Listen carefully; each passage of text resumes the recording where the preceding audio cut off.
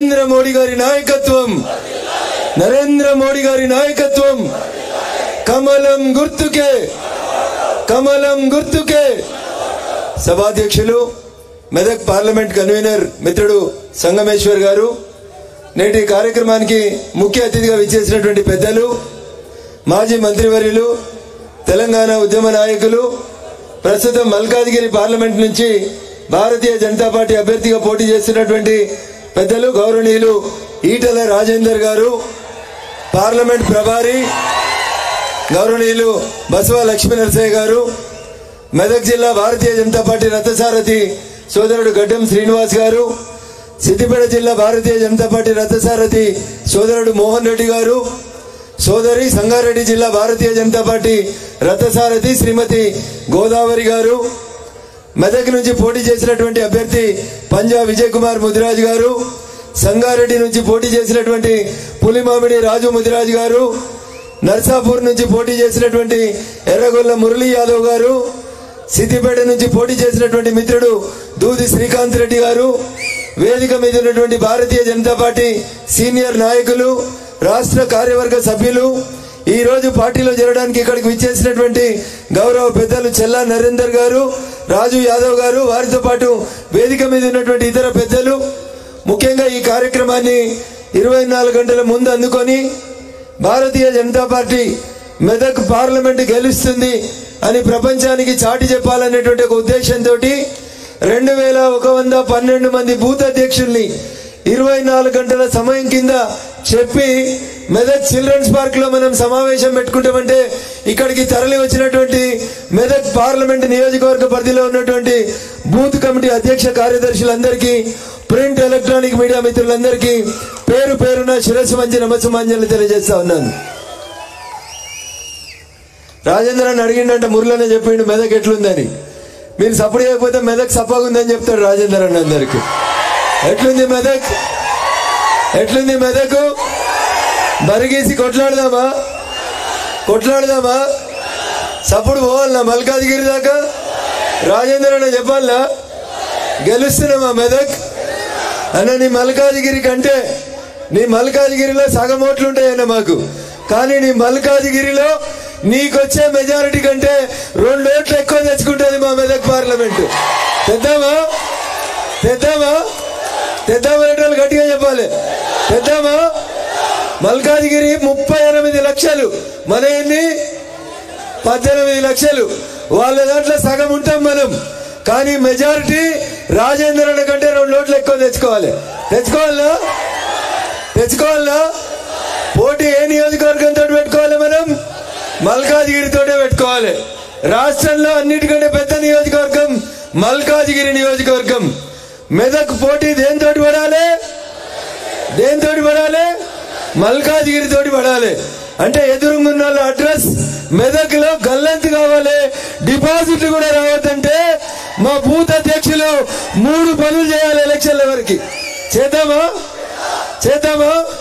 ప్రతి బూత్ అధ్యక్షుడు తన పరిధిలో ఉన్న ప్రతి ఇంటిని ఒక 3 సార్లు పోయి దండం పెట్టాలి. పోతానే బూత్ అధ్యక్షులు చేతులెత్తురి. మా పరిధిలో ఉన్న ప్రతి ఇంటిని 3 సార్లు తలుపు తడతా అనేటువంటి బూత్ అధ్యక్షులు చేతులెత్తాలి. రాజేంద్ర అన్న చూడు మా వాళ్ళు ఎంత గట్టిగా ఉన్నారు, చూస్తే చిన్నగా ఉన్నారు కానీ గట్టిగా ఉన్నారు. తడతామా 3 సార్లు? ఒకసారి స్టిక్కర్ తీసుకుపోయి ఇప్పటికే లబ్ధిదారులను కలిసి వాళ్ళందరితోటి మిస్ కాల్ ఇప్పించినాం రాజేంద్ర అన్న. మెదక్ పార్లమెంటు తెలంగాణలో ఉన్న 17 మంది పార్లమెంటులలో లబ్ధిదారుల సంపర్క సంయోజనలో మెదక్ పార్లమెంటు మొదటి స్థానంలో ఉందని గర్వంగా చెప్తా ఉన్నాం రాజేంద్ర అన్న. మొదటి స్థానంలో ఉన్న గణాంకాలలో మీరు రాష్ట్ర పార్టీలో రిపోర్ట్ అడగండి. ఇప్పటికే ప్రతి లబ్ధిదారుని ఇంటికి పోయి వారి డోర్కి ఒక స్టిక్కర్ అతికించి ఇది నరేంద్ర మోడీ గారి నుంచి మీ ఇంటికి లబ్ధి చేకూరుతుంది అని మీరందరూ కలిసి చెప్పిరా చెప్పలేదా? చెప్పినామా చెప్పలేదా?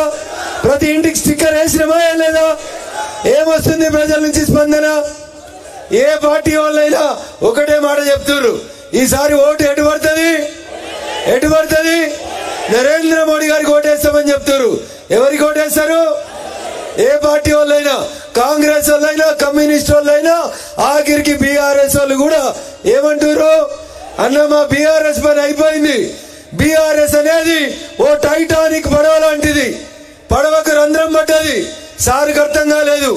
3 ఏళ్ల కింద దుబ్బాకలో రంధ్రం కొట్టినాం టైటానిక్ పడవకి. కొట్టినమా? రెండో రంధ్రం హుజురాబాద్ లో కొట్టినమా? కానీ సార్ గట్ల 10వ అంతస్తులో స్టీమర్ మీద ఉన్నాడు, లోపలికి నీళ్ళు వస్తున్నాయనేది కనబడలేదు. కనబడ్డదా? ఎప్పుడు కనబడ్డాయి? మొన్న కనబడ్డాయి చలికాలంలో. సార్ కిందికి వచ్చే వరకు పడవ ఏమైంది? నడి సముద్రంలోకి వచ్చింది. ఎన్ని మోటార్లు పెట్టినా, కాళేశ్వరం బాహుబలి పంపులు పెట్టినా నీళ్లు బయటికి పోలే. ఫలితం ఏమైంది? ఫలితం ఒకటి ఉండే అని చెప్పుకుందాం ఇంగ్లీష్ సినిమాల్లో. 500 ఏళ్ల కింద ఓ పడవ నడి సముద్రంలో మునిగింది. ఏంది దాని పేరు? ఇవాళ తెలంగాణ రాష్ట్ర రాజకీయాల్లో పార్లమెంట్ ఎన్నికల తర్వాత మునిగిపోయే పడవ ఏం పడవ? టిఆర్ఎస్ మునుగుతుందా? టిఆర్ఎస్ బీఆర్ఎస్ అయినప్పుడే దానికి ప్రజలు సిఆర్ఎస్ ఇచ్చిరు, కంపల్సరీ రిటైర్మెంట్ స్కీమ్ ఇచ్చి. సారు చంద్రశేఖర్ రావు గారు నువ్వు పోయి ఫామ్ హౌస్ లో కూర్చో అని చెప్పిరా చెప్పలేదా? మెదక్లో ఓడిపోయిరా లేదా? రేపు మళ్ళీ మెదక్లో ఎవరు గెలుస్తారు? గెలవాలంటే ఏం చేయాలి? ప్రతి ఇంటికి పోయి దండం పెట్టాలి. అని ఆయన బీఆర్ఎస్ అయినా నేను పోను అనొద్దు అంటారా? అట్లా పోరా? బీఆర్ఎస్ సర్పంచ్లు కూడా మనకు చేస్తామని చెప్తున్నారు. ఎందుకంటే ఒక్కొక్క సర్పంచ్కి వాళ్ళ 5 సంవత్సరాల టెన్యూర్ పూర్తయ్యేసరికి రాష్ట్ర ప్రభుత్వం నుంచి 5 లక్షలు, 10 లక్షలు, 20 లక్షలు బిల్లులు రాక సర్పంచులు ఉపాధి హామీ కూలీలుగా మారిన ఒకే ఒక రాష్ట్రం బంగారు తెలంగాణ అని చెప్పే తెలంగాణ రాష్ట్రం తప్ప ఇంకొకటి కాదు. అందుకని టిఆర్ఎస్ సర్పంచులకు కూడా ఇందాకున్నది. కానీ ఇలా బీఆర్ఎస్ పార్టీ మెదక్ నుంచి ఎవరు పోటీ చేస్తారో మీకు అందరికి తెలుసు. తెలంగాణ ఉద్యమం పుట్టిన గడ్డ మెదక్ జిల్లా. జై తెలంగాణ అని గట్టిగా మాట్లాడిన గడ్డ సిద్దిపేట గడ్డ. కానీ మెదక్ పార్లమెంట్కి వెళ్ళి టిఆర్ఎస్ పార్టీకి వెళ్ళి పోటీ చేసేందుకు ఒక్కడంటే ఒక్కడు జై తెలంగాణ అన్నాడు. దొరికిండా? పక్క జిల్లాకి వెళ్ళి తెచ్చుకోలేదా? 610 జీవో అమలు కావాలా వద్దా?